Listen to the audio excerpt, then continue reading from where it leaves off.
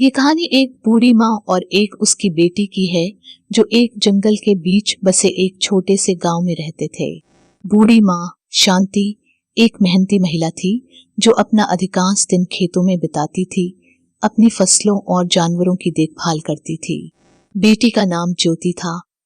ज्योति एक शर्मीली और संवेदनशील लड़की थी जिसे प्रकृति में समय बिताना, किताबें पढ़ना और अच्छे कपड़े पहनना उसको अच्छा लगता था। शांति हमेशा चाहती थी कि उसकी बेटी ज्योति हमेशा खुश रहे और वह उसके भविष्य के लिए हमेशा प्रार्थना करती रहती थी कि उसको कभी भी कोई दिक्कत नहीं है और वह हमेशा खुश रहे। अपनी जिंदगी में बदले में ज्योति ने अपनी माँ को प्यार किया और उन्हें एक आदर्श और प्रेरणा स्रोत के रूप में देखा। एक दिन गांव में आफत आ गई। एक भयानक तूफान जंगल में बह गया, घरों और फसलों को नष्ट कर दिया और कई परिवारों को निराशा में छोड़ दिया। शांति और ज्योति उन लोगों में से थे जो सबसे ज्यादा प्रभावित हुए थे। उनका घर पूरी तरह बर्बाद हो गया था और उनकी फसल बर्बाद हो गई थी। कोई अन्य विकल्प नहीं होने के कारण शांति और ज्योति को अपना गांव छोड़ना पड़ा और पास के एक शहर में शरण लेनी पड़ी। वहां उन्हें रहने के लिए एक छोटा सा घर मिला, लेकिन उनकी मुसीबतें खत्म होने का नाम नहीं ले रही थीं। शांति काम खोजने के लिए संघर्ष कर रही थी और जो थोड़ा पैसा उन्होंने बचाया था वह जल्दी से खत्म हो रहा था। अपनी चिंताओं को छुपाने की मां की कोशिशों के बावजूद ज्योति समझ गई कि कुछ गड़बड़ है। उसने देखा कि उसकी मां के चेहरे पर रेखाएं हर गुजरते दिन के साथ गहरी होती जा रही थी और उसने देखा कि वह अक्सर विचारों में खोई रहती थी। एक रात जब वे आग के पास बैठे थे, ज्योति ने बोलने का फैसला किया और अपनी माँ से कहा, क्या बात है, आजकल आप बहुत शांत रह रहे हो। मुझे दिख रहा है जरूर कोई बहुत बड़ी परेशानी है जो आपको परेशान कर रही है। शांति एक पल के लिए झिझकी, समझ नहीं पा रही थी कि कैसे प्रतिक्रिया दूं, लेकिन फिर उसने एक गहरी सांस ली और अपनी बेटी की आंखों में देखा। मेरे प्रिय, मैं हमारे भविष्य के बारे में चिंतित हूँ, उसने कहा।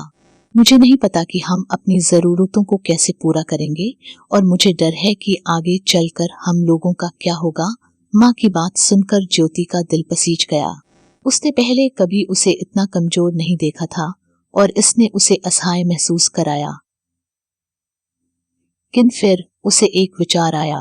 माँ, चिंता मत करो, उसने कहा, मेरे पास विचार है। अगले दिन ज्योति अपनी योजना को क्रियान्वित करने के लिए शहर में निकल पड़ी।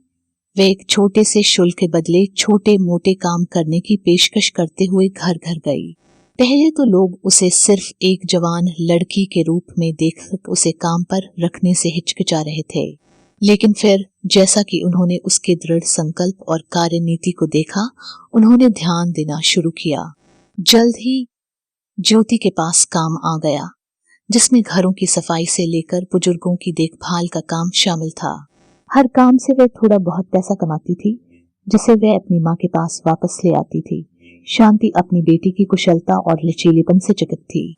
उसने देखा कि इतने कम समय में ज्योति कितनी बड़ी हो गई थी और उसने गर्व की भावना महसूस की जिसे शब्दों में बयां करना मुश्किल था। जैसे जैसे सप्ताह महीनों में बदलते गए, शांति और ज्योति की स्थिति में सुधार होने लगा। वे अपने बिलों का भुगतान करने में सक्षम थे और आपात स्थिति के लिए थोड़ा पैसा अलग भी रखते थे। लेकिन इससे भी महत्वपूर्ण बात यह है कि वे एक परिवार के रूप में करीब आए। उन्होंने अपनी उम्मीदों और सपनों को साझा किया और अपने संघर्षों से सीखे सबक के बारे में बात की। एक दिन शांति अपनी बेटी की ओर मुड़ी और बोली, ज्योति, मैं चाहती हूँ कि तुम जानो कि मैं तुमसे कितना प्यार करती हूँ।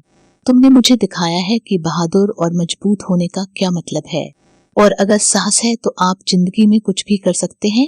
कितनी भी मुश्किलें आ जाए वह आपका कुछ भी नहीं बिगाड़ सकती हैं और मैं बहुत आभारी हूँ तुम्हारी जैसी बेटी पाकर। मैं यह कर्जा कभी नहीं उतार पाऊंगी। ज्योति अपनी माँ को देखकर मुस्कुराया, उसकी आंखों में आंसू आ गए।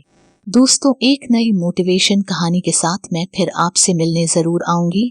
इस कहानी को ज्यादा से ज्यादा लाइक करें, शेयर करें, अपने दोस्तों को भेजें और चैनल को सब्सक्राइब करें। धन्यवाद।